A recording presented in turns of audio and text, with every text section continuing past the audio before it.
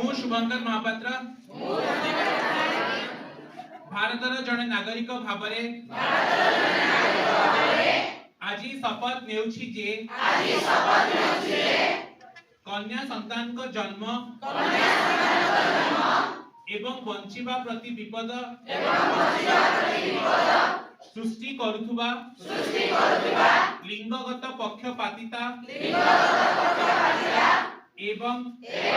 गर्भावस्था लिंग निरूपण को समाप्त करबा पई मु व्यक्तिगत एवं सामूहिक भावरे समस्त पदक्षेप नेबी झियो मानक शिक्षा पाई मु प्रतिश्रुतिबद्ध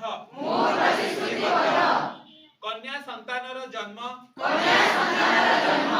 ताकू आदर और सम्मान देबा एवं देशरे सेमाने जेपरी सम भावरे सशक्त नागरिक हुअंती सेथि पाई मु संकल्पबद्ध मु मध्य बेटी बचाओ बेटी पढ़ाओ र वार्ता आम देशर साथी महिला एवं पुरुष मानक मध्यरे प्रचार प्रसार करबा पई प्रतिज्ञा करूअछि।